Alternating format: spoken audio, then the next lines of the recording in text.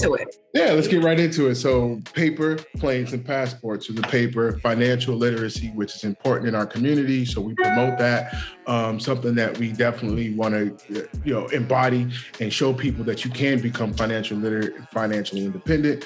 The planes, obviously, is the travel portion of what we do. And then the passports. And passport can be a number of different things. It can be your credentials that get you in a room. It could be your actual passport to get you in a country. But your passport, the things that enable you to get to where you want to be. So paper, planes, and passports, it's travel, but it's more than that, and it's broader than that. And that's kind of where the name stems from. Tragedy. This the stuff of fairy tales and majesty, magically. Like I pulled you out of hat, pull you out of bag from out of mag if you want that. Pull up in the slab and pull off with you in my lap. Top down. Tuesday happy hour, where we interview dope people doing dope things from around the world. And today, as y'all see, I have my amazing co-host still with me. She hasn't left y'all. No, please tell them who you are. Tell them who you are and what do you do? I'm Jackie. I'm Paige's fiance. I'm also the Chief Operations Officer for the New York Urban League and the Executive Director for the Royalty Project. Okay. And we are here honored by a dynamic duo, babe. I thought we were couple goals, but this right here, oh man, can y'all tell us who y'all are and what y'all do?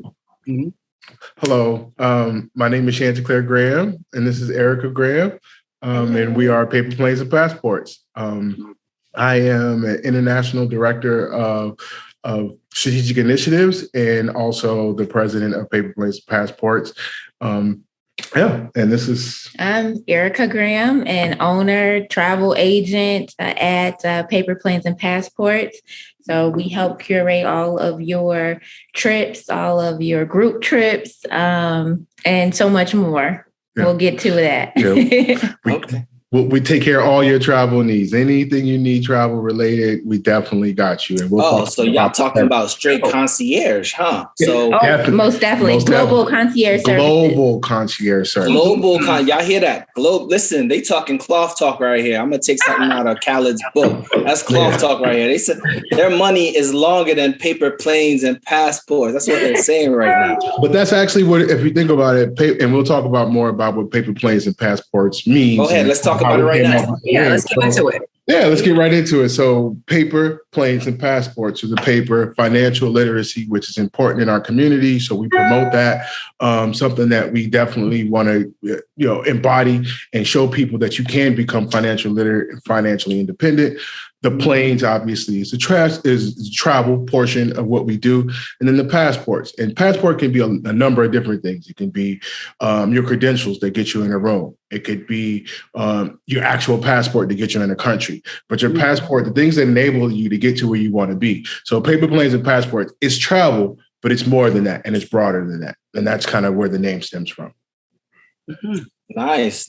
I was like, yo, that's kind of flashy. I'm like, right. Okay, paper plane. I gotta follow them real quick. You know what I mean? That's usually what grabs people's attention at first. Like they love the name, paper, planes, and passports. And then when we break it down and kind of how we came up with it, and then we start talking about our mantra, explore, immerse, embrace, people really start to grasp it. But it's definitely an attention grabber. Mm-hmm. Okay, so let's talk about the story behind paper, planes, and passport. This love story, right? Yes, definitely. Individually. Yes. So I'll let you speak. You go ahead. Oh, well, we started traveling. He said, "Where's you from?" Where y'all from? I didn't hear you. I'm from Chicago. Yes. I didn't hear you. I'm sorry. I'm from Chicago originally. And he's from South Carolina originally. Yep. And we met in Chicago. We moved to Atlanta 12 years ago. 12 years ago, yep. And so, we are stationed in Atlanta. Yeah. That's the speedy version. How did you guys meet? Yeah, that's what I'm saying. She's skipping over the good part. She's just going straight to the punchline. How did you guys meet in Chicago? Yeah, so as I mentioned, I'm the director for international strategic initiatives. So I work for a healthcare company in my full-time job. And we both worked for the same company at one point, and that's kind of how we met. We both were doing kind of external things, like she was modeling. I was into the music business. And we were doing things externally and kind of cross paths outside of that. And then she started working for the company. We worked together side by side for a while. And then at one point, we kind of moved in different directions within the same business and decided to try dating because we had very good chemistry. There were actually rumors going around the company that we were already dating because of the chemistry that we had, which was really interesting because at that time she was my direct report. She worked for me. Yeah. My boss hired her, put her on my team, and I'm like, oh my gosh. But there was nothing funny going on during that time. And then when we parted ways, we decided to, give it a try. We had good chemistry at work. We had good chemistry. We knew we could work well together. Definitely. We had some of the same goals within our day jobs and then outside of our day jobs. So we were able to kind of put those two together, and here we are. So, so then like I said, we decided to give it a shot. We dated for a while and then kind of knew right away, like she was the one. And and then fast forward, we started traveling, and that's kind of where it originated. Because, like I said, when we parted ways, I went into the international division. We were already travelers, if you will, but never internationally together. And so when I started traveling for work internationally, one of the first trips I had to take was to Sweden, and I had to be there for her birthday. And so I was like, hey, get your passport, pack your bag, you're coming to Sweden. We went to Stockholm and took her there with me for a week. And I think that's what really bit I was stuck. The international travel bug really did her at that point. And I was like, oh, this is what this is like. And because he traveled so much, that was kind of how we dated for the first years, because he had to be gone for 2 and 3 weeks at a time. And so I got a chance to meet up with him in different places. Again, for my birthday, we went to China. To Beijing. For the following, her birthday. I kind of set the bar really high for birthdays. I mean, pretty high. Hey, babe, it's I'm going to be away for a couple. I'm going to Stockholm. Listen, remember how I said y'all was going to be flexing on us real quick? So I'm going to take this a couple steps back. And this is a question that I stole from Jackie, right? So who shot their shot first? I think that would be me. That would be you. That would be me. Yeah. I'm not notoriously aggressive when it comes to step into a woman, if I'm honest.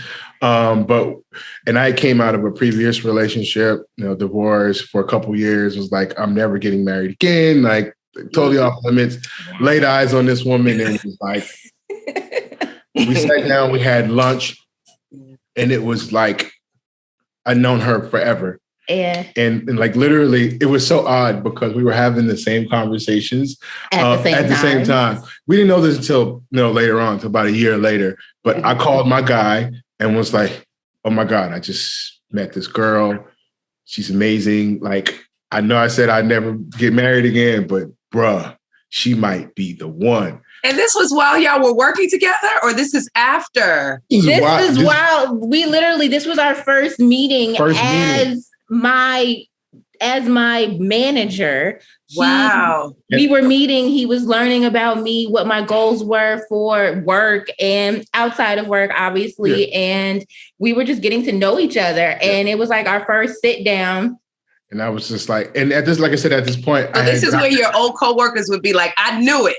Even though they didn't get together, they could feel the chemistry. Yeah, exactly. Everybody did. I mean, we were literally finishing each other's sentences at work, and it was so awkward because everybody be like, "Hold on, y'all, wait a minute. This is y'all too close." And I'm like, "No, we never vibe the same way. We speak the same language." Yeah. And now, Erica, were you feeling the same attraction at the same time? So while he was having that conversation with his boy, so after he left the meeting, I took a break. I was like, called my girl and was like, yo, I like my manager. And we were traveling together for work. Yeah. We spent a lot of time together in our first year. I was actually training her. He was training me to do my new position. And it was we just spent a lot of time together. So we got to know each other professionally. We got to know each other personally, very quickly. Yeah. So it happened organically. I will say that. Yeah. And it wasn't like, okay, like right after that, I was like, okay, we started dating. No, it took some time because again, she was my direct report. So I couldn't really do that, but I felt it. She felt it, but we were kind of like ignoring it. Right. And then when people would say stuff, we'd be like, nah, like not her. Like that's the homie. Like, nah. And then, like I said, when I moved to the international division, I was like, hey, that's when I formally shot the shot, like showed up at her birthday party and really kind of tried to put the romance on it. Like it was set it out. Yeah, it was a thing. I commend you guys for keeping it professional until you were no longer working together directly. Yes, yeah, definitely. Yeah, I mean, that was something that we actually had a conversation about that because we knew we had vibes. And because of what everybody else was saying, I was like, yo, I feel some kind of way because all these people talking crazy at work. And we like really had that conversation and said, you know what? Okay, so how do we do this? Where do we see this? And we were like, well, we can't date right now because we are direct reports. And not only just that, right? As Black representatives, because you guys represent the entire Black race, right? Exactly. So of course, it's even worse for you, Erica, right? Because all your accomplishments would have been attributed to him, right? And that's definitely big because one, the two most productive Black folks in the company are together-ish. That's what they were saying already. I mean, they were already discrediting what I knew, what I could bring to the table. To she's the only business doing that because I'm only working from home and having this new position because of him.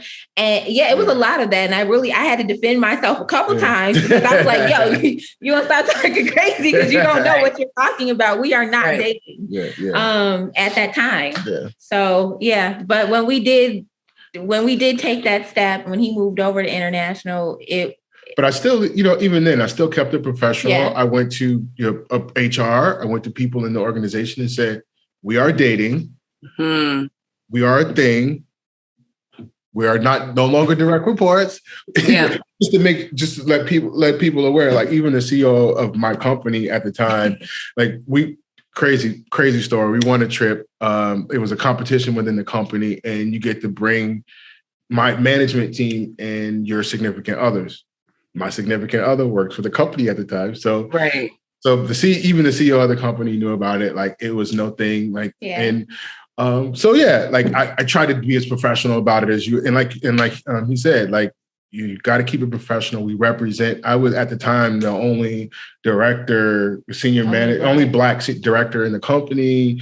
So up there, sure. So it just really had to be done in a professional way. So I tried to keep that considerate as well. So, what a great start to this love story. I love that. So we knew immediately. Couldn't really do anything about it. Kind of felt it. Had to wait it out. Go through the corporate kind of thing. And then when we found the opportunity, I shot my shot. Mm-hmm. And then that's when things really got interesting. Yeah. Let's dive into that. How did it get interesting? Because you talked about your first trip being to Stockholm. Mm-hmm. What was your mind thinking? Because you're like, all right, this man's about to go away on my birthday.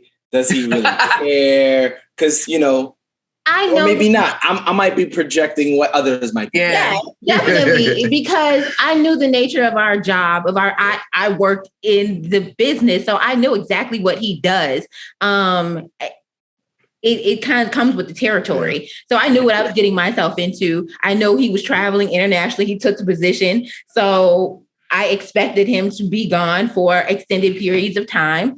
I'm a very confident woman. I wasn't worried. It is what it is. So for me, I felt like this is what had to be done for him to do his job. And if I can tag along a few times, I'm up for that. Did you know he was going to ask you to tag along that first time? I did not. You didn't. No. It was a total surprise. Actually, like the first 3 times I had no knowledge about. So Stockholm, China, and Paris, I had no idea that was happening, that was a thing. This was our way of dating, I guess. So like 3 years like 3 birthdays in a row. Now keep in mind we're dating and then engaged, not even married yet. And so I'm kind of setting the bar really high for myself. So like our first 3 birthdays together, other than the birthday where I showed up to your birthday party. So after that, when we officially started dating, were trips. And so I kind of set the bar. I was kicking myself like years later, like, oh my gosh, like when I was trying to figure out what to do. So he created a monster. So the first one was Stockholm. And then I was negotiating a deal in Paris, and they were like, gotta be here, need to be here. I told my boss, can't at this time we weren't engaged yet. You're still we were still girlfriend and boyfriend. And I was like, it's her birthday, can't miss it. Pack your bag. Air tickets ready. I'll pick you up at the airport. This is what we're doing. And so that happened in Paris. And then the following year, I was in Beijing doing another deal. Thought I was supposed to be done. He was. The thing was extended because they were pushing back. So we kind of went back into negotiations. And my boss was like, look, I need you here. I'm like, look, we just got engaged. I'm not going to have a fiance if I'm not here for this birthday. So and in China, you can't just buy a ticket and fly in. So you got to get a visa. It's a process. So I had to get a visa letter. I had to do all this stuff. Overnight visa. I did all of that within probably 72 hours of him telling me.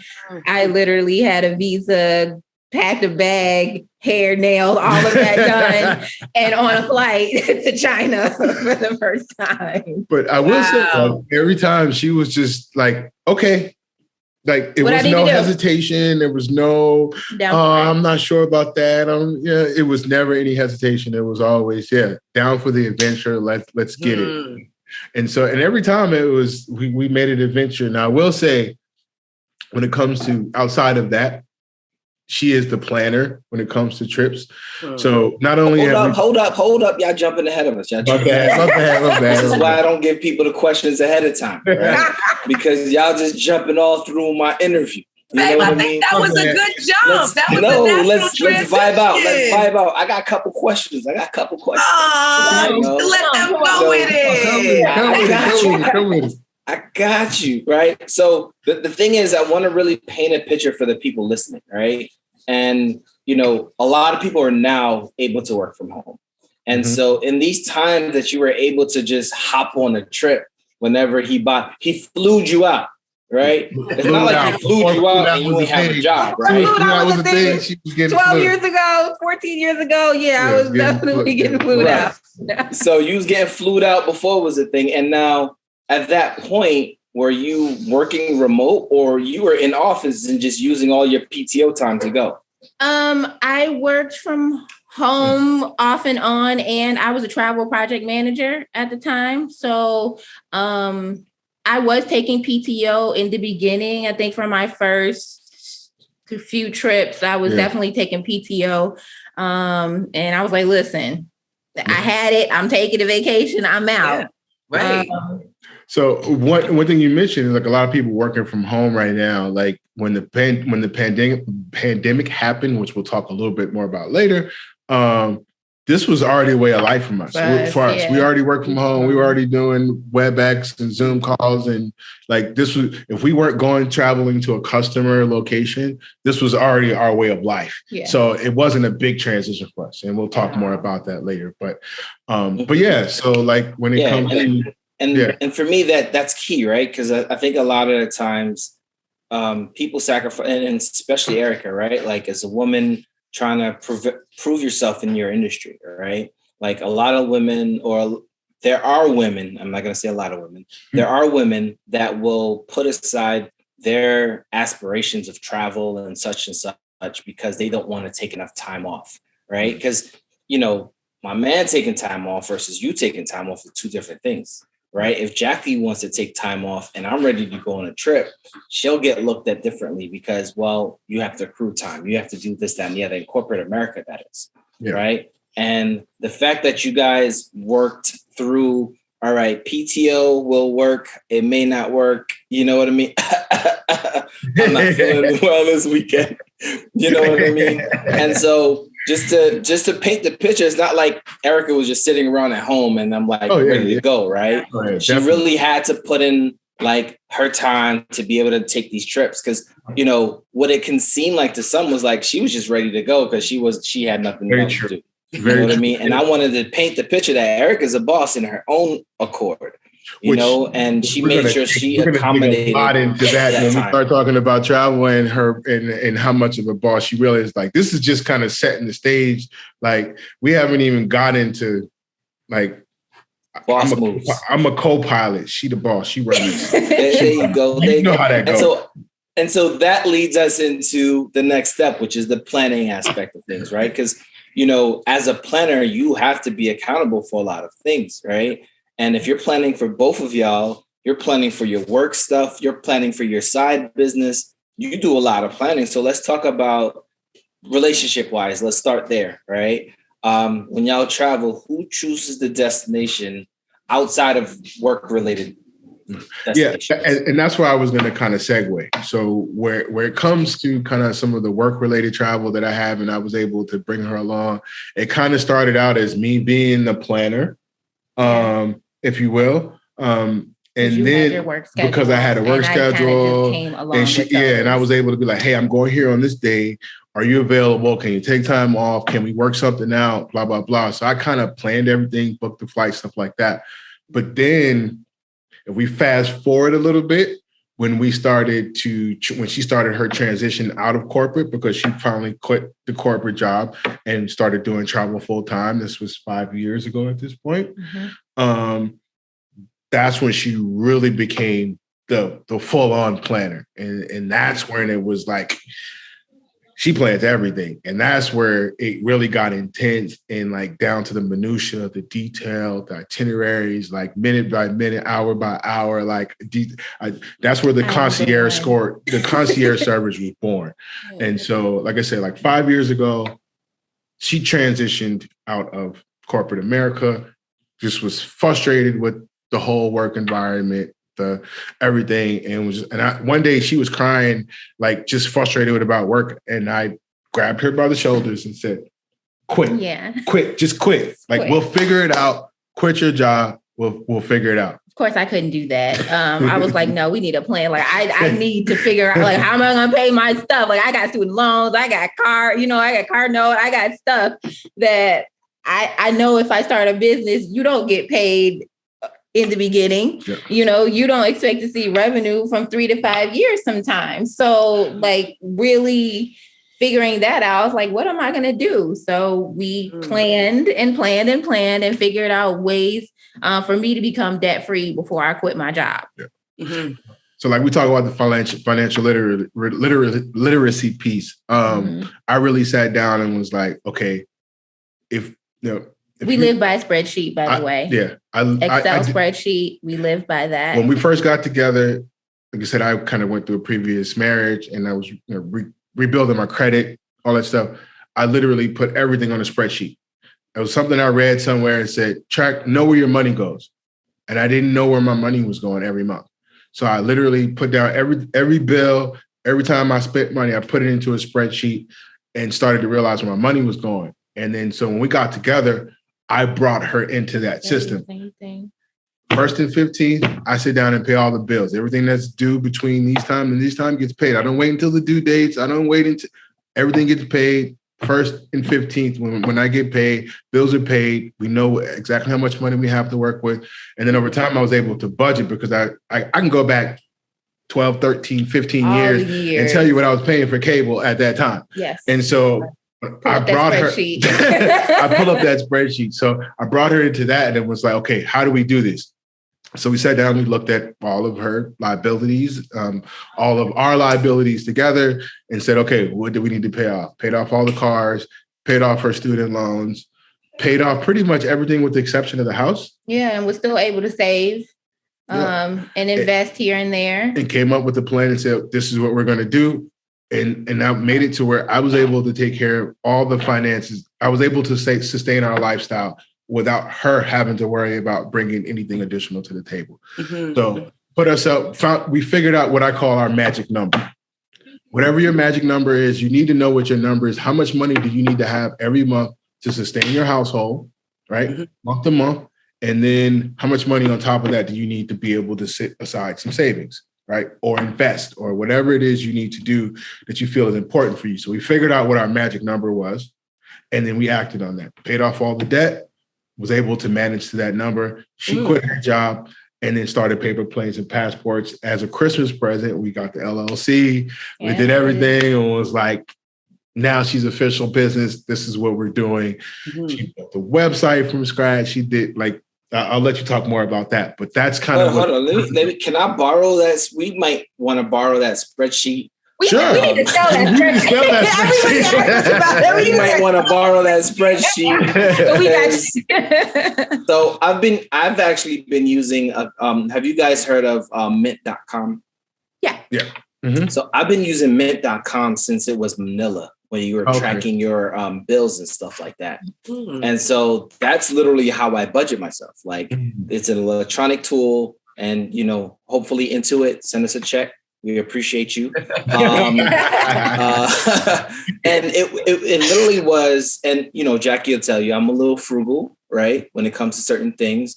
And for me, the moment I realized I was in an all right place was my bills was automatic payment, and I ain't have to worry about, do I have enough to have fun? That's when you made it. It sounds like a small feat to some, but it's huge, right? Because when you're coming from making little change and then you're trying to figure out which bill to pay that month, right? That's when and I appreciate you guys adding financial literacy to the messaging that you're putting out there, right? Because a lot of us think, all right, well, you can travel, you just got to save up X amount of dollars and then be good. Some people travel just for that flight there, and they can't afford excursions. They can't afford food. You know what I mean? I put a travel budget.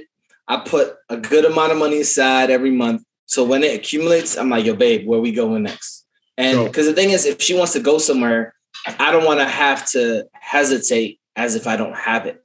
Right. And vice versa for her. She's good at saving. She's good at spending too, but she's good at saving. Right. but she does both things very well.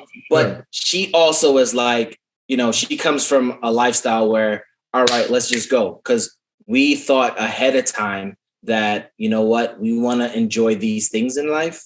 But it took us to have a level of literacy. Yes, right? Exactly. Same here. We had to get to that point to understand, and then we were able to that actually freed us up a lot more, right? Yeah. Than we really expected, because now, like I said, I don't stress about the bills being paid, the mortgage. I don't stress about any of that. We're really focused on how can we invest more in the business, we could generate, and that financial literacy piece is one of the reasons why, and I'll let her talk about why we partnered with one of the companies that we partnered with initially.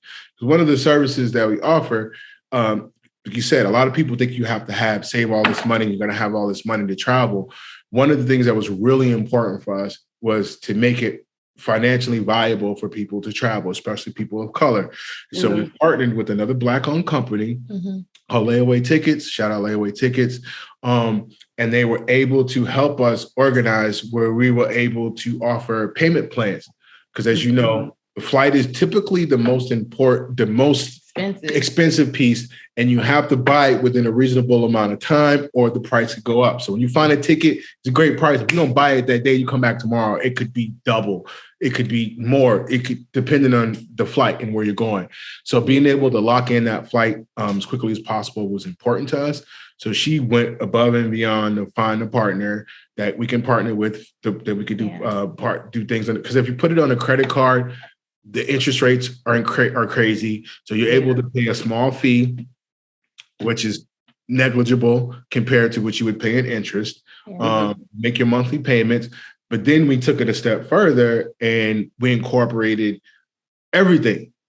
So your excursions, most of your meals, and your accommodations. So we try to get everything as much as you can on a payment option as possible. So you make your deposit and you make your payments up until 60 days prior to the trip. And so you can budget a lot. You know how much you're spending on your trip. Your trip is paid for before you go anywhere. Pretty much the majority of your trip is paid for before you leave. You know how much you're spending monthly or biweekly if you're making biweekly or monthly payments. And then so knowing is half the battle. Listen, Jackie, I don't know about you, but this sounds like a Paper Planes and Atomic Travels collaboration. I think so. I mean, I'm just saying, couples retreat, here we come. Yeah, exactly. And that's what we do. So aside from individual travel, which is what we kind of focus on two areas. Obviously, individual travelers are people that want to travel on their own or with their own people and groups. But then we also wanted to give opportunity for individual travelers that aren't necessarily comfortable or don't have the travel experience to want to go on their own. So exactly. So we offer a couple of times a year, several times a year, group trips that we host. We go on. We're there. We're hosting. We're showing you the culture. You are exploring, immersing, embracing throughout this whole trip with experienced travelers. With experienced travelers throughout that. And so you can sign up for our group trips. You can also, plan your own group trip or your own individual trips, or you can hire us. This is with the Global Concierge Service. So if you want to, you got 5 or 6 people that want to go, but you guys have never been anywhere and you want us to come with you, we can also go with you on your group trip. So we did a birthday trip for a group of people to Cartagena in Colombia this year. And they were like, we want to travel with the Grams. We watch y'all on Instagram. We want to travel with y'all. It's now become everybody wants us to go, or they want us to be there on the ground, making sure everything is perfect while you're there, and goes without a hitch. Yeah. So that's, and then we've also extended that to small businesses. Small businesses, like they need people. Before the pandemic, people had to travel, they had to go there, but they don't have the capital or the leverage to partner with a large travel agency. So we focus on small Black-owned businesses, that people that need to travel regularly. Sometimes they're artists, suppliers, fashion designers, photographers, anybody that needs to travel regularly, and you don't want to have to think about, all you want to do is send an email or a text message. Hey, I got to go here on this date, be here on this time, and return on this date. We already have everything in the system for you. Your profile is complete. We can go ahead and book your travel. So we have a client that wants to go to 6 places out of the year. We spread those out based on, when's the right time to travel to these locations? People don't want to do the research. So I know these things. Yeah. So we plan it all out for them, which makes the most sense financially and for weather purposes or whatever else that goes along with it. Plan it all out for them so that it makes sense and allows them to put down a deposit and make payments throughout the year on all of their trips. So they're paying on 6 trips throughout the course of the year, but they're going 6 places in 1 year. Yeah. That's not normal for the average traveler. African American, especially. Yeah. I mean, there's more of that now because people are able to work remotely, and now more people are taking those opportunities to travel and work from where they are. But even now we're working with people that want to travel and work. So doing their workations, so to speak. So y'all are the ultimate cheat code right now. And listen, I'm gonna just say I may have to hit y'all up a couple of times because Jackie and I want to disappear from time to time. Yeah. And we disappear. We work from home.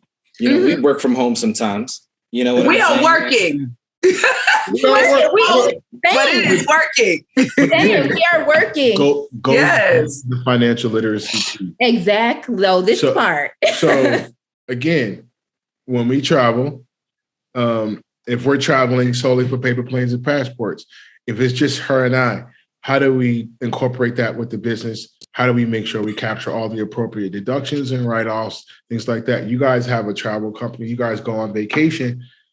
You record your podcast, an episode. you take some pictures, you do anything. Marketing. You have a meeting about your business. You go see a hotel. There's ways that listen, we got you. Incorporate. Give away the secrets.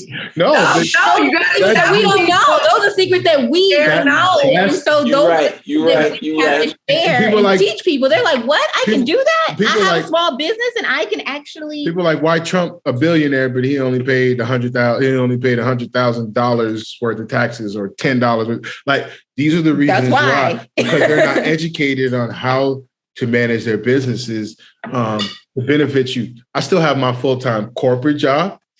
I make nice money, but this allows me to keep more money in our household. Bring more money back into our household. Makes sense. People don't know those tricks of the trade. Yeah. So that's part of what we want to educate people on, or what we are educating people on.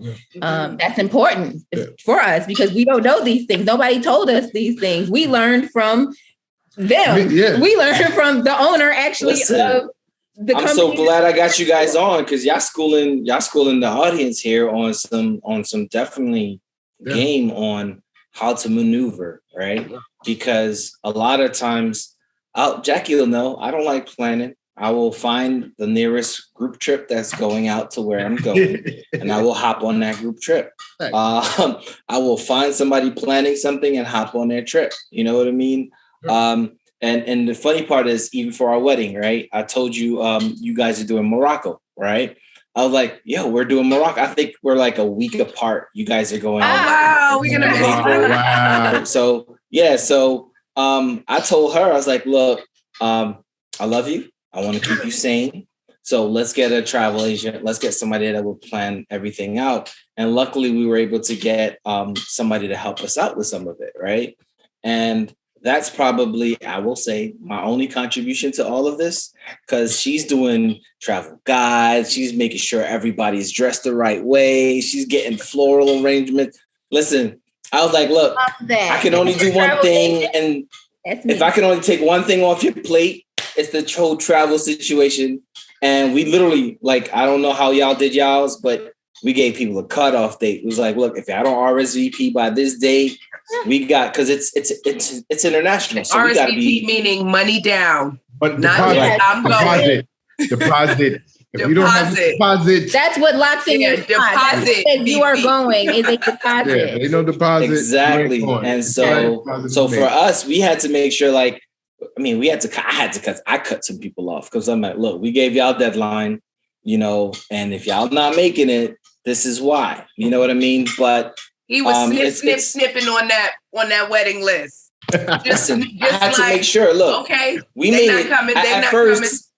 But let's be honest. At first, I didn't want to make it easy for people, right? I was like, man, people want to pull up. They're gonna pull up, do what they do. But then I was like, you know what? I'm gonna be a nice guy. Let me get a trip planner. She's gonna do all this. She's gonna do the payment plan and all of that fun stuff. And people still weren't doing it. And I was like, at this point, y'all just gotta get cut. You know what I mean? And so it's nothing personal. It's business because it's gonna cost us at the end of the day. You know, like they could pull up at the reception. It's like the group chat. Everybody's like, we going here, and then everybody's on board until you send out. Okay, here's where you start making your deposit. Here's where you make your deposit. Exactly. Everybody wants to go till you got to make that deposit.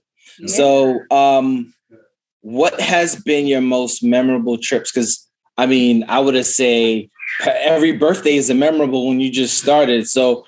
My man, you set the bar so Erica's high. Already like, this is making my head hurt. Even right. that question alone.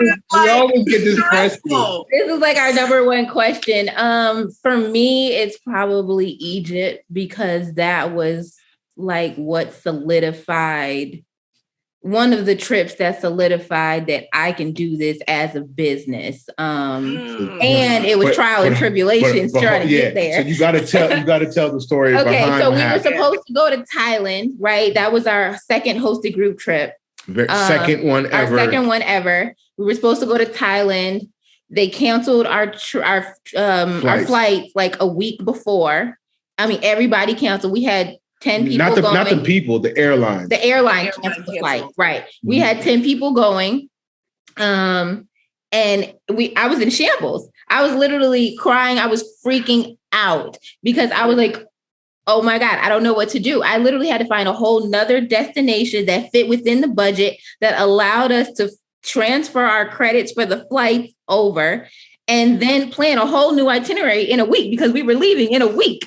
How long had you been planning for that trip to Thailand? She typically plans what, 6 months? At least 8 months in advance. 8 months in advance. 8 months in advance. Wow. All of that and work, a week down before. Yeah. So normally 8 months, she's like, this is where we're going. Within that time, about 6 months, it's locked in, it's posted. She's done all the groundwork. And then everybody, you're allowed to make deposits because you have 60 days up until 60 days before. So she tries to give people 4 to 6 months of payment. Yeah. Notice at least at a minimum, minimum. But this is when we first started. So we were trying to find the sweet spot. But that's what we had normally 6 to 8 months before. And so now it's a week before. Flights are canceled. Everybody's expecting to go to notifications are being sent, emails, people are hitting me up like, oh my God, what am I supposed to do? This is my vacation. This is my this is my that. What are you gonna do? And I'm like, and so I had to come up with something. And so I came up with Egypt. And that actually was probably the best trip because it really meant something to me because of all the work I had to do to get us there and to make a smooth trip. Yes. And everything was, for me to have to plan it in a week, I could say there were no issues. It was perfect. Like, wow. It all came together. She did that. And I'm getting chills right now. She did that. About this. But then also the reactions from our clients. They walking inside those pyramids and seeing the hieroglyphics on the walls and just seeing those pyramids still standing there the way they are. Grown men crying. Yeah. Okay, tears, real tears. Connected because they were so connected to the moment, like really and just to the moment. How we were able to explore all the land, immerse in the culture, and embrace the new people that we met along the way. I mean, down to we took a picture at the pyramids and we didn't have time to go back and get it. But the tour guide knew one of the guys that took the picture. The guy that took the picture gave it to our tour guide that night and literally brought it to him hours away. To make sure that we had the photo of our group together in front of that pyramid. Like that picture is substantial to me because one, how we had to get there to even take that picture in front of the pyramids, but then how we were able to get that one single picture meant so much to me. So I think Egypt just really has a special place in my heart. And we're going back to Egypt in April. Yeah. And we're adding Jordan to throw that out there. Just throw that out there. We'll promote more. We'll tell you guys about more of the trips that we have coming in 2022 and 2023 a little bit later. But yeah, that was kind of like the moment that was like, she was like, yeah, I can do that. This. Gave her the level of confidence to be like, yo. If I can put all this together and switch it all up in a week and make it go that smooth, that smoothly. Yeah. I was like, oh yeah, I could do this. This is my calling. This is what I'm supposed to do. I know that I can do this. And just to see my clients and hear from my clients after the fact and how important it was for them to visit Africa, to visit Egypt and the experiences that they had. I was like, this is, I need to make sure that people can do this. More of us can experience these things. And then I had to find a way to make it affordable to create those payment options for not only the group trip part, but the flight portion. Yeah. And I will say it was the clients themselves were kind of important. I know they're important as a company, but they were kind of important to me personally because one, this was our second group trip and a lot of people were from my hometown. And so a lot of times you don't get that hometown support. And mine too. And yours too. Yeah. But a lot of times you don't get that hometown support. You don't get that, people supporting you. So it was very important for that to go off like without a hitch. And so the way that she pulled that off was very important. It kind of set the tone for what we did, the tone for the company, how we wanted to be perceived, how the messages that we wanted to get out. The other thing that was really important for us. And that, like, again, that one of the reasons we started having, like, on our trips, we have the financial literacy conversation, or we have kind of a goals conversation. We make it a point over one of the dinners to just kind of say, go around the table. What are your goals? What are you guys working on? What are you guys doing? Because sometimes you have people that don't know each other. Some people can connect to help each other out, stuff like that. And so that was really important, like that, bring that together, and like for her to be able to pull it all together. And I think it was supposed to happen that way because we were supposed to be in Thailand, but we all went to Africa. We went to the motherland.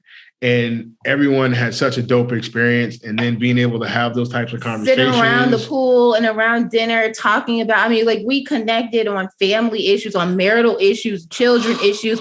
Like we were all sitting there crying at one point because it was amazing to be there having those conversations, but then to have people that feel you, people that you can vibe off of, people that you can grow from in all aspects, not only us, but there were other couples there that we took things away from. So that's one of the reasons why we love hosting our group trips, because we get to be put in a room with people we don't know. Yeah, people that we don't know and get those that valuable information from each other and get to share what we know. Yeah. So hosting those group trips is important to me. Yeah.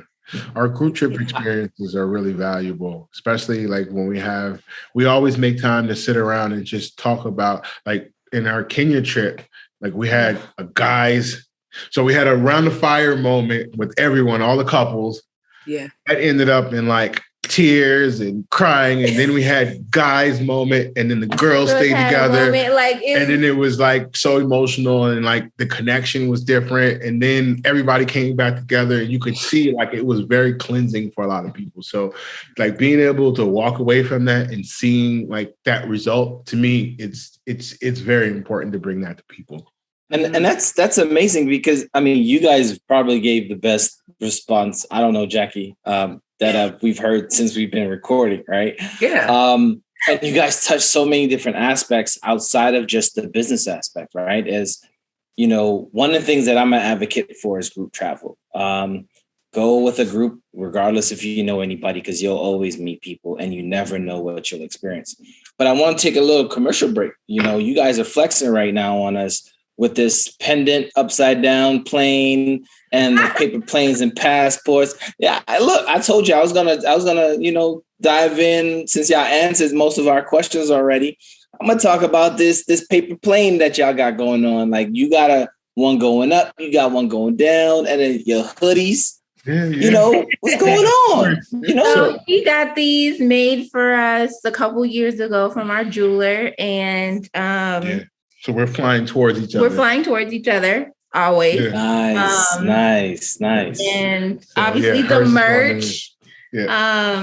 So these are coming out. Those are new. These are new. These are coming out. The Chanel patch hoodies and sweatshirts. These are coming out in the next 45 days. They'll be available on the website. We do have t-shirts and hoodies. These are our paper planes and passports hoodies. Stand up a little bit so they can see it. Yeah, so the planes and passports hoodies, the paper, the planes and the passports. Got you. Then we have just a regular logo t-shirts and hoodies that are available on the website today. www.paperplanesandpassports.com. Everything paperplanesandpassports.com. The and is spelled out, but just paper planes and passports with an S on the end. But yeah. So we do our merch. We're expanding that a little bit. Obviously, you got to have multiple streams, but we've been getting a lot of requests for merch, which again, we kind of didn't really anticipate, but the streets demanded it. So we're giving it. Hey, the streets need a body. You know what I mean? Exactly. On her personal page, every time we travel, because she loves a good beach, she's always taking pictures in her. I love a bathing suit. I love me a bathing suit. So everybody's like, yo, where you get that bathing suit? So I'm like, yo, you need to start doing bathing suits. We need to do paper planes and passports bathing suits, because everybody's always asking you where they're. I'm always plugging another company that I got it from. And I'm like, why? Make my own, because I love them. Make my own. So those are coming as well. Yeah. So we got them. Awesome. Well, I appreciate that because I was like, man, these necklaces, Jackie, we might have to steal that or make some type of rendition. You know what I mean? I'm just saying, you know. I do all the video and the graphic design, most of the video. I won't say all of it. I do most of the video. So I shoot drones. I've been getting good. Everything. Y'all. I've been training her. She's getting good, y'all. She's working. She's been getting her real game up and stuff like that. But like that's kind of my role. I capture, like when we go on the trips, I capture the video, I capture pictures, I capture drone shots, everything. I sit down and I do edits and stuff like that. So we need to talk because, you know, I do that everywhere I go and she just there to take pictures. So I'm like, I am. And even the pictures, I'm the photographer on, unless she books a professional, which we do a lot of. We do a lot of professional photographer. A lot of people, I know for us personally, it's always a challenge getting couples pictures together because we're together, and especially when we travel alone.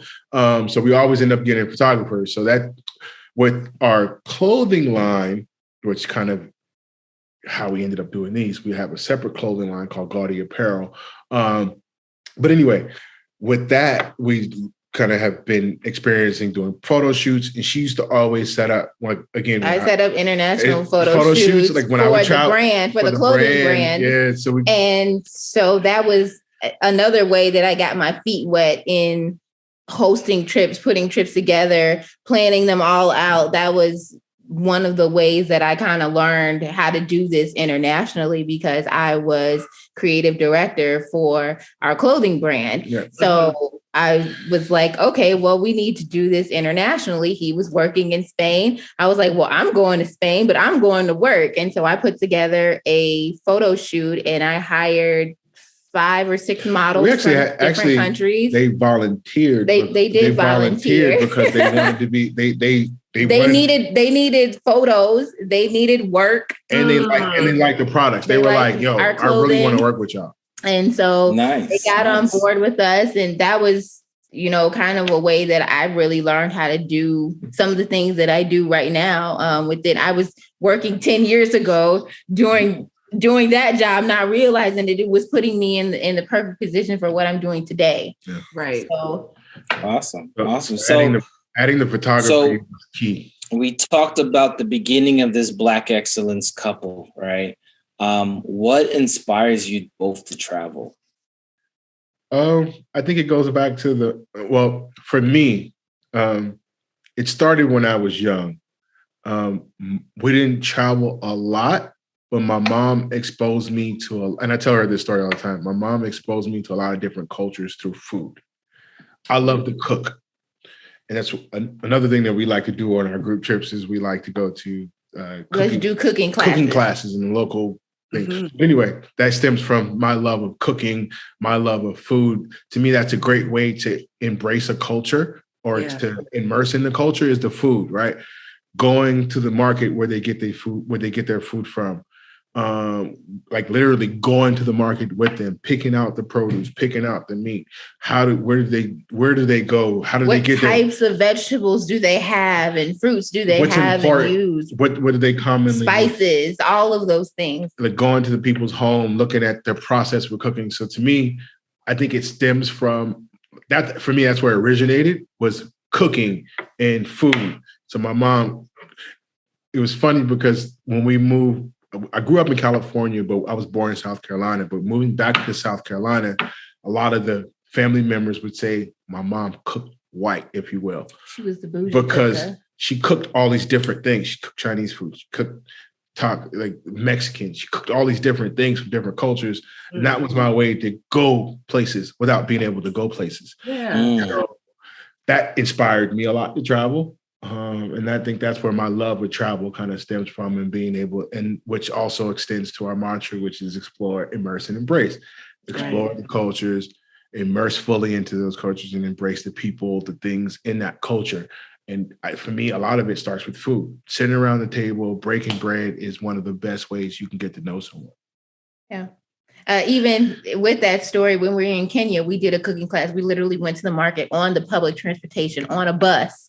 And we met our guide. She cooked us. We got on the bus. We went to the market. We bought all the ingredients for our meal. We went back to her home. and sat around with her family, and she showed us how to prepare the meal. We all prepared the meal together, and then we all sat down and we had the meal, ate the meal together.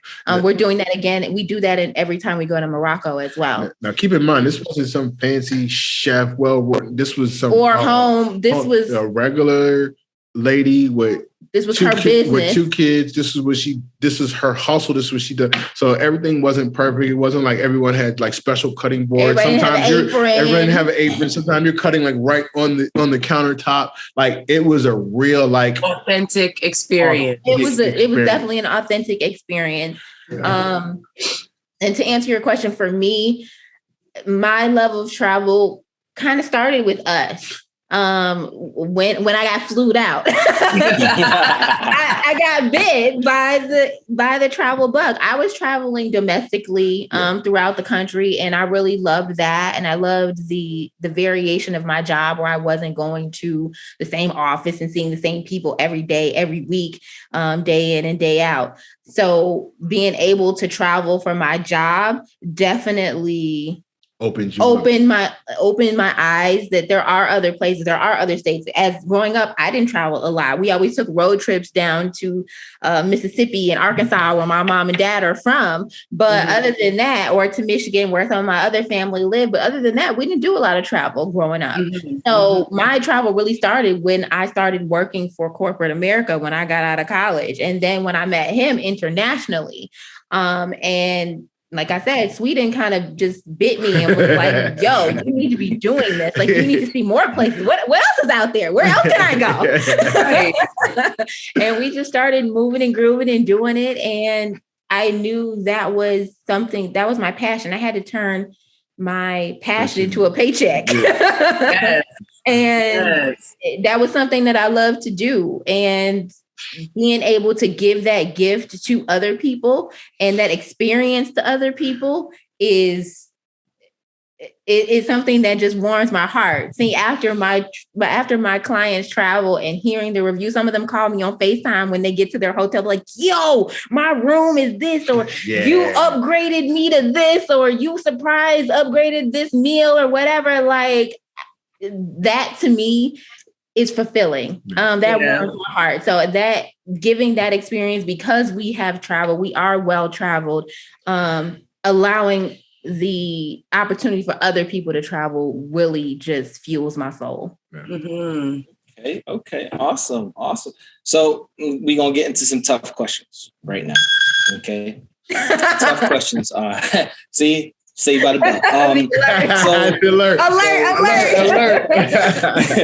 So you mentioned you guys, you Erica, you traveled domestically, you traveled internationally. Traveling while Black is a real thing. Yeah. We know here it's hit or miss depending on where you go. But tell us about your individual traveling while Black and then traveling while Black together, if that's changed people's perception. Yeah, I'll go first. So when I was in corporate America, I mentioned that I traveled throughout the United States for my job, right? And I would have to go into North Dakota or even Michigan or different places that you didn't see another Black face all week. I had to go to Walmart to find the Black people. Like, literally, that was where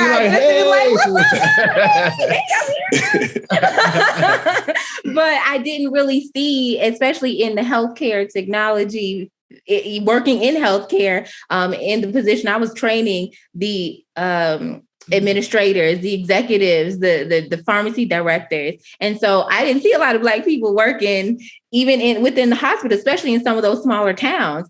And so I have had instances where they didn't respect me or they didn't appreciate me because I was a young Black lady, working and teaching them how to do their job, training them on how to fix their job or do their job better, with implementing the new technology that we had. And so that didn't sit well with a lot of people, honestly. So I ran into that traveling domestically. Now, when I went international, they was like, what up? Like, I have never To this day, I don't think experienced any issues traveling internationally as a Black woman. I've always been well received. I know I hear a lot of stories about China, going to China, being Black. My experience in China being Black, yes, they wanted to touch my hair. Yes, they wanted to touch my face. I have a slender face, so they think that that is a sign of beauty. But I asked the questions to find out why. So I wasn't offended because I understood why they were trying to touch my hair. One, they don't see a lot of Black people other than on television, if they even have a television. We were in Beijing, and a lot of people that travel to Beijing are from little smaller outskirts of cities of China. They don't have TVs. They don't see, and on the Great Wall, he was literally attacked because he couldn't He couldn't enjoy the Great Wall of China because he wore the size 12. So everybody was walking up to him trying to put their feet next to his feet and take pictures. Everybody really legit wanted to take pictures of him because they thought he was an athlete. He gets that a lot as a Black man, as a Black traveler, and he's tall. So they automatically assume that he's an athlete and I'm the woman. Now in China, they didn't even, I literally got pushed out of a picture because the man wanted to take a picture of him. And I got in the picture too, okay, yeah, we're going to take this picture. He was like, nah, lady, not you. Not you. Yeah. China, only place in the world that I've ever been with her where they wanted to take a picture with me more than they wanted to take a picture with her. Everywhere else, they're like, oh, she's so beautiful. We were in China on the Great Wall. The guy's like, oh, let me take a picture. He couldn't barely speak English. He wanted to take the picture. So I'm like, cool, we take the picture. I'm standing there next to him. And I'm like, come on, babe. Get on the other side. She does this. You? I want her. I want you, sir. And I was like, that's interesting. Never had that happen before. But typically I get people, and mainly in China, people in Singapore, in Asia. In Spain, you got the athlete as well. That's true. Yeah, he gets the athlete. Yeah. And that is why we're traveling. Some funny stories about leveraging my Blackness.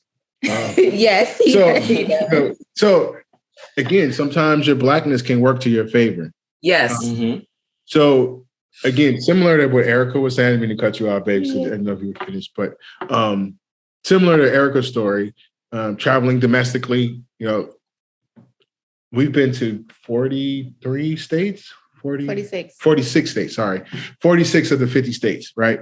So everyone is kind of their own little small country, if you will, right? In their own little small, they have their own little nuance, things like that. But I've been to most of them. I've had definitely had more racist experiences when I was younger, moving back from California to South Carolina. But as I got older and was moving around, it was kind of less, but nonetheless, they were there. And you can tell the racial undertones, things like that. I did have one experience where when I was in Missouri, and there was I was training the nurses, and one of the nurses fell in love with my name, white lady, fell in love with my first name. My first name is Chanticleer. And she fell in love with my first name.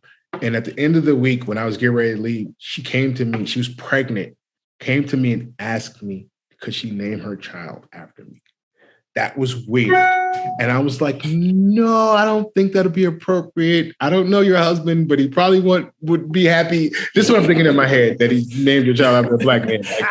I'm probably not cool with that. So that was a weird experience, but never anything overtly racist. I've had experience. I've always been, because I have a military background, I feel like your presentation is important. So every time first time I go to a customer, I'm in a shirt and tie, where you might have my white counterparts there in a polo shirt. But the first time I meet a customer, I'm in a shirt and tie, because I already know there's a certain stereotype if I come in looking a certain way, right? So I'm trying to counteract all of that right off the bat. But so my experiences were a little bit different, but I never had anything really. I got wrote up, y'all. Never had anything really overt, call the N-word or really. Yeah. I've kind of been what he doing here kind of situation. But then when they found out who I was and oh, he the man, let me do what I need to do. But I've always presented myself in that way. But similar to they didn't care about me. But similar to Erica, like going internationally, I've never. They think he's a music producer. I get rap to. I get rap to everywhere. Everywhere we go, he gets auditions. A whole rap. I get their best raps. The athletes. I'm basically anything but just a regular, average African American traveler. Like I'm everything except that. And I don't know if it's the way I dress. I don't know if it's I don't know what it is, but like I always get an audition. Hey, bro, listen to my music, and they want to rap to me.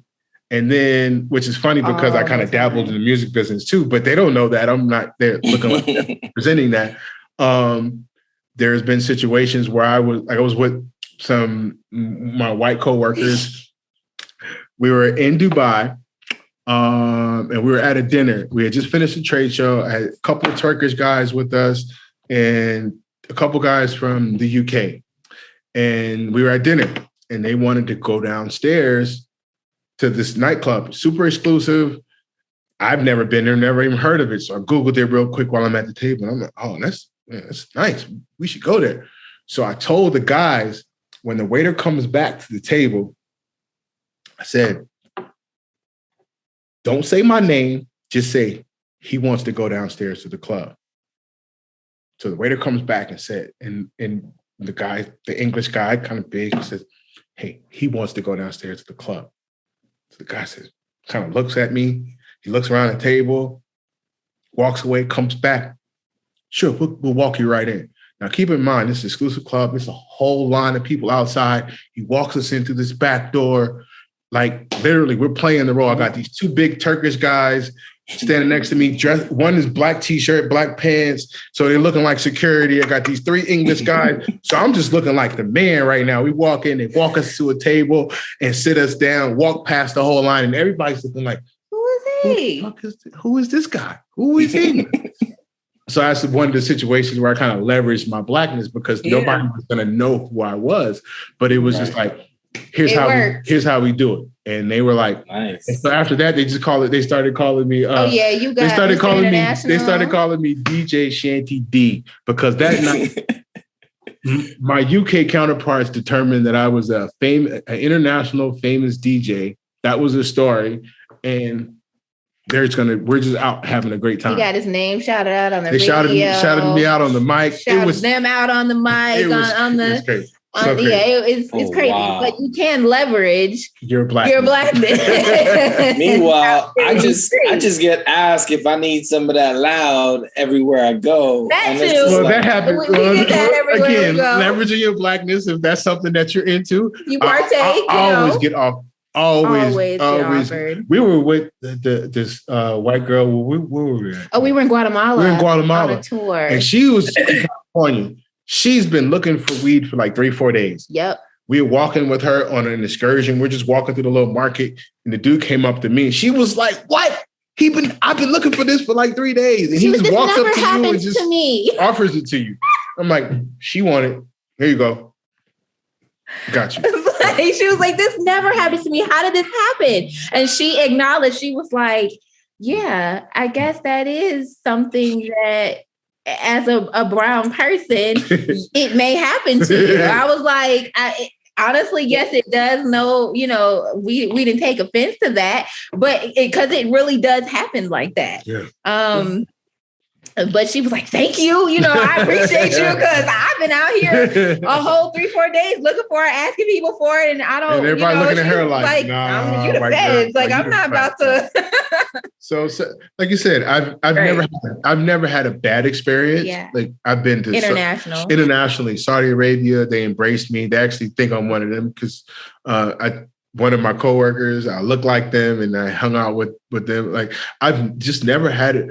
Now in France, I witnessed Africans being mistreated because a lot of the Africans have come there and they're hustling. They're trying to make their way there. But as soon as they find out you're not African, you're African American, they get treated differently. Yeah. Because they're infatuated by our culture. I tell people our number one export is music, hip hop and R&B everywhere. There's not a culture, there's not a country that I've been to and haven't heard hip hop and R&B. Yeah. They know the songs, they know the words. They may not be able to speak English, but they know. I have a video, one of the probably most liked videos on my Instagram. I landed in China. The driver picks me up, barely speaks English, just has a little sign, my name on it. Hop in the car with him. He starts driving. Like, yo, put some music on. He was like, he tried to ask me what I wanted to listen to. I said, no, play whatever you play. So I wanted to hear what he was listening to. Play whatever you're playing. Mm-hmm. He is play. If you don't know, now you know, nigga. Right after that is Pop. And right after that is Wu-Tang. And right after it just, so for the whole 45-minute ride, I'm listening to all my favorite 2000 hip hop and R&B hits. Like, it was a great ride. But that's one of the things. I think that's why I've never had a bad experience internationally. I think it's because of hip hop. I think in Sweden they just looked at me weird because they just hadn't seen a lot of me before, or a lot of me out there in Stockholm. In Stockholm and in China were probably the two places that I experienced looks. But even in Stockholm, I met a DJ. Shout out to DJ Corona, my homie, still to this day. Always shows us so much love whenever we come to Stockholm. But DJ, connected with him, all the parties, anywhere we wanted to go. He's always like, yo, whenever you guys are in town, really great time. We make real friends when we travel. Like when we're out there, so when we go back, we always have people to connect with. Or if one of our clients goes somewhere. And when our clients go, we always got the hookup. Hey. We are the global concierge, and we can literally put you in contact with people that we have encountered and had amazing experiences with. Yeah. I think that's one of the values of working with us is that we are experienced. We have those connections. We've done this before. We do this. Not only have we done it, we still do it to this day. Listen, y'all ain't listen. You this whole time you've been telling us how bossed up y'all are. I don't know. I don't think you need to convince people any more. You know what I'm saying? So with that being said, like I said, I appreciate the story. That was really dope because it's it tells us that, international travel is not the same as domestic and everyone's experience is different. Yeah. So with that being said, we all are coming out of a lockdown. Some of us never locked down Florida, Georgia, Texas, right? We live in Atlanta, so to say the least. Stuff we don't self-lockdown. Right. So what does your new norm look like, right? And we're going to also throw in as a business, how has the new normal impacted your business? Because, New York City is in the brink of shutting back down. Mm-hmm. I think other major cities are on the brink of shutting back down. Atlanta, of course. You're also planning a trip to Morocco, which currently is shut down, and we don't know when it's gonna, change its status. Yep. So what's the new normal looking like for y'all? I am peeled. You want to go back to the beginning of the pandemic? Yeah, I can go back and I'll bring you forward. Let me just set it up a little bit. When shit first hit the fan, pardon my language. She was freaking out. She was freaking out. This was like Egypt times 20 because we didn't know that anything. That was the business. Yep. She was like, how am I going to make money if we can't travel? Everything is locked down. And I'll let her take it from there. But she was like I didn't know what to do. I literally did not know what to do with myself for a while. But then I eventually was like, okay, I saw as countries were opening and I was peeled to the news. I was peeled to the internet, Googling the travelstate.govs of every country, looking at where you could go, because that was the questions that I was getting. So I felt like during that time, I needed to keep people abreast. That was the best thing I could do, was educate people. Where can you go right now for those people that were working from home, for those people that wanted to get away and that were willing to do that? Here's where you can go. So I started posting and just telling people what was open, what were the requirements, what you needed to do, helping them while they were on the ground, getting their COVID testing. Because at first, hotels weren't offering COVID testing at the facilities, or at their property. So just finding places that were doing COVID testing, what are their costs? How do you get there? Maneuvering that, building that into itineraries for those that were willing to travel during that time. You have to know you have to know how long in advance you have to have with documentation. Every country, because nothing is consistent. Every country is slightly different. Everybody's different requirements. Everything. So. Instead and those things change too. And it changed. Exactly. And so people don't do the research. And that's where she ended up. That was where I put my focus, because I was like, I can at least give information for those that wanted to get out there and travel. And for us, we were taking road trips and about how we were traveling safely. To this day, we still have not had COVID. And we've traveled, we've been all over the world. We've hosted group trips. Over the last 2 years, we were 9 countries. 9 countries this year. And then last year we did at least 4. Yeah, we did 4 international So we probably 13 countries during this whole pandemic. We got out there and we were like, safely. We can do this. You can travel safely, but this is how you do it. Yeah. These are the recommendations on how you do it. This is how you get to these places, and you get in without any problems or any turnarounds at the airport. And then how you get home and how you get home COVID free at that, most importantly. So that was kind of my focus during the first wave of the pandemic, 2020.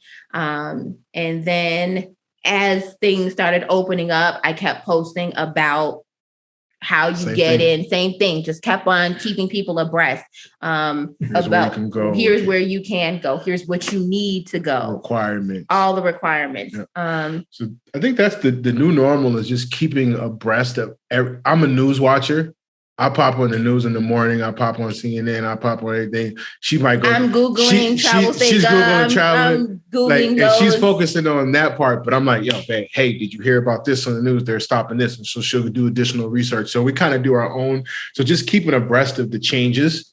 I think that's kind of the new normal, and keeping our clients or potential clients abreast of how you can travel, where you can travel, the safety precautions you should take, things like that. So that's kind of been the new normal for us, is really just educating people. Toward the end of last year, we were able to get, like you said, open up a few group trips towards the end of the year, because by the end of the year, people were like, I gotta get out of here.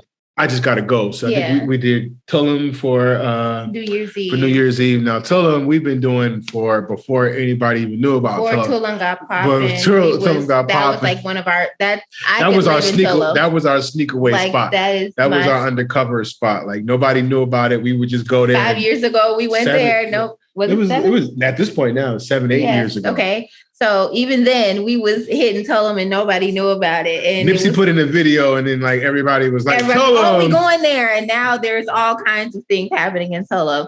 Then we did Tulum. We did Costa Rica. Which is, and again, for us, I think the main thing that changed for us on the actual travel was, again, not making sure, again, like she talked about, making sure you have your COVID test, your entry, exit requirements, things like that. But then also making sure we adhere to staying contained with the group that we're with.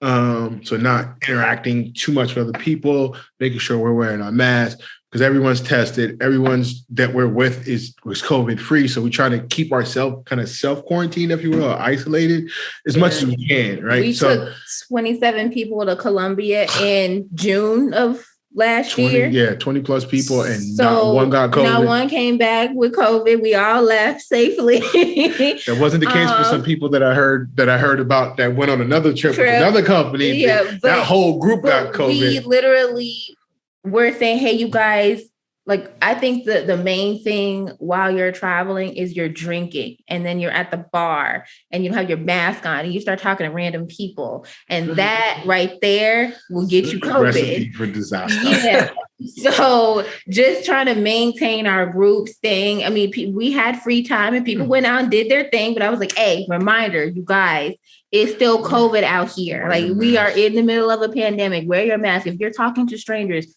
wear your mask. Or step back. Don't let people just random. People are touchy-feely, especially the people trying to sell you stuff. Like, they're all in your face. So just be aware. Like, don't get too comfortable. And I think that's the new normal for us. It's just not being too comfortable, staying educated on what the requirements are in and out. I think my biggest fear is probably actually getting COVID while on a trip. Because I'd hate to stay there. I hate to be stuck somewhere for 10 days or however many days you have to be quarantined before you can fly home. That's probably my biggest fear. So I'm like super cautious. Always got hand sanitizer. Yeah, I have like hand sanitizer clipped to my bag. Wipes, like wiping down everything, just building in those processes, I think is very important as a traveler. If you're going to be out here traveling, you need to develop what works for you and develop your process so that you can stay safe. I'm big on process and doing things the same every time. Mm-hmm. So that way, when you miss a step, you realize you missed a step. Yeah. Like even when COVID first happened, and we would go to the store, I had a process for bringing stuff in the house. How do you do it? You bring the stuff in the back door. Everything gets set by the back door. One by one. At first, wiping it down because we didn't know how COVID was down, getting passed. Then you put everything on the countertop. Then you put everything away and you wipe everything down. And then you go take off your clothes. And then you put all your clothes in the washing machine in a bag. Like immediately. I'm a process person. So when we travel, we go to a room. Everything gets wiped down. Lysol, disinfectant. I'm very much a process person. So making sure you have good processes that work for you and keep you safe. I've now passed those on to my clients. It sounds like you guys are getting towards where I actually want y'all to get is the tips, right? So process, right? Make sure you know where you're going, the rules and regulations of where you're going. So, for people that travel, that's great, but what are for your newbies? What are some tips for your newbie travelers? Well, again, work with me and I got you. That's the number one tip. Number one rule: work with paper planes and passports. Get up paper planes and passports. We'll tell you everything. No, but for those people that do, there are some people that like to do their research and they like to actually, travel on their own and find their own trips. I would say that's the number one thing. Do your research. Do your research. Read all the fine print. Know where you can get a test, and that's the thing. A lot of starting January of 2022, a lot of hotels are no longer offering the free COVID test on site. Yeah. So you now have to pay for that. So build that into your budget. Mm-hmm. And if you're not staying on a resort, then if you're staying in an Airbnb or some other property that does not have it, where are you going to get a test from? How long is it going to take you to go get that test? What is the transportation like to get that test? Mm-hmm. People don't think about those things until they're actually there on the ground. They're like, oh my God, it's going to cost me $100 just to get in an Uber or a cab or whatever to get to this test. And it's going to cost me $100 now. And test prices are rising in these countries for you to exit because it's now it's a business. It's a whole industry now. COVID testing is a whole industry now. I wish I would have gotten into it. We can offer our own testing to go on the trips. We got to figure that out. Yeah, knowing budgeting, thinking it all the way through. If you are going to travel on your own without a knowledgeable travel agent, or if you have a travel agent that does not provide these things to you, then you need to make sure that you take the time and read and figure out what the steps are, what is needed, budget all of these things. Because the last thing you want to do is get there and realize, it's going to cost me $100 just to get to the test, $100 to take the test, and $100 to get back to my accommodations. That's $300 you just blew right there and you didn't even know you had to blow. So thinking about all of those things in advance and being able to budget. Yeah, I think the number one thing is, especially right now, is the COVID testing and planning and making sure you understand the requirements to get getting back to United States and to get home. It's changed because they follow up. Like you might read something today and it changes tomorrow. So consistently check, even on your trip, double check because something can change while you're on your trip. Yeah. Because before it was 72 hours if you're back. Before it was 72 hours period. Then it was 72 hours if you're vaccinated, 24 hours if you're non-vaccinated. Now it's 24 hours period. If you're vaccinated or not. So to get back that to could United change. States. Things could change while you're on your trip. When you're in these countries, being able to get a test, making sure that you can get a test and planning for that and in advance and then get your results back in time. I was going to say, not only getting the test, but making sure that they can actually provide, because some places they can't get the results back in 24 hours. So you can take the test 24 hours, but you don't have your results, you can't board that plane. Now they are accepting the rapid test to come back to the United States. So it's rapid and PCR. So most of the time with the rapid test, you're good. But if it's backed up and they can't provide that information, I mean, what are you going to do? You need to make sure that they can. Which call. Happened to us going to Morocco. We literally didn't get our test back. Our test didn't come back. Going to Morocco, we got clients already on plane en route. We had to reschedule our flight, the whole thing for the next day. Book a whole new flight because I was like, book it right now. We're going the next day. We'll figure out the credits and all that stuff. Because she was already freaking out. I was freaking out, and he just took the lead and kept me calm while we were literally in the airport waiting. I just booked another flight. Like, we'll figure out the credits later. Like the very last second that we could check in, the lady was like, "We'll come back, just hang out for a while. If the results come back in, then y'all good. But if not, then y'all need to start making a plan." He started making the plan. I started freaking out, and also contacting everybody to let them know what was happening. We were going to be a day late getting there, but everything worked out. Everything was good. We had proper planning. So everybody was good to check into the hotel without us and to do everything that was needed. Things like this happen. Things like this are going to happen. So what you need to do, another thing, if you're going to be traveling on your own, you need to stay calm and you need to plan in advance. Like you got to plan for the unexpected, like plan for things you can't even possibly think are going to happen. And that is what I do. and another thing I would probably say that's probably important, check with your carrier, your phone carrier, because a lot of people don't realize one or two things happen. Either they just go and their phone bill is sky high, and they haven't like done it, or their phone doesn't work at all.